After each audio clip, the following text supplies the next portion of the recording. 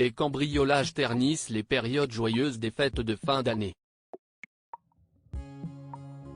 Le journaliste Étienne Lénart, figure de l'information de France Télévisions, en a été victime et le mode opératoire rappelle celui dont a été récemment victime la star de la chanson Vita.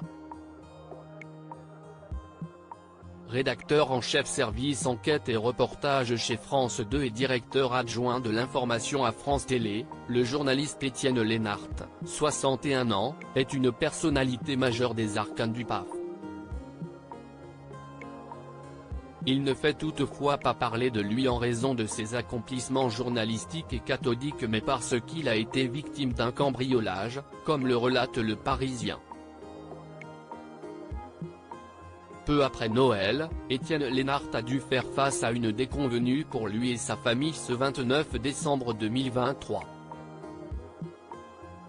Son domicile à Sèvres dans les Hauts-de-Seine dans un quartier cossu a été cambriolé par un ou plusieurs individus. Les lieux étaient inoccupés, les faits ont pu se produire dans un délai assez large, entre midi et 21h, a confié une source policière au Quotidien.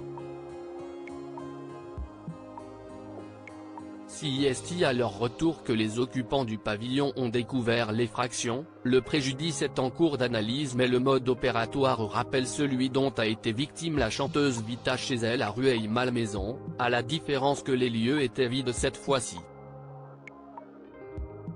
Les cambrioleurs auraient escaladé la façade pour se hisser jusqu'au balcon du premier étage sur lequel donne une porte-fenêtre. Une porte-fenêtre qui aurait été forcée avec une sorte de pied de biche comme semblent l'indiquer les traces de pesée relevées par les fonctionnaires. Étienne Lénart face à Jacques Chirac. Étienne Lénart a présenté les journaux de 13h et de 20h de France 2 de septembre 1994 à juin 1995. On se souvient ainsi de lui face à Jacques Chirac sur le plateau du journal de France 2 en 1994, alors que l'homme politique était en campagne pour succéder à François Mitterrand comme président de la République.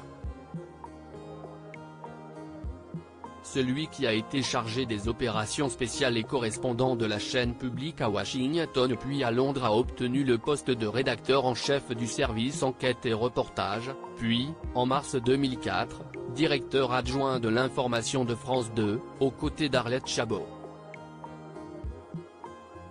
On a pu voir dernièrement dans Un œil sur la planète, magazine géopolitique, jusqu'en 2015.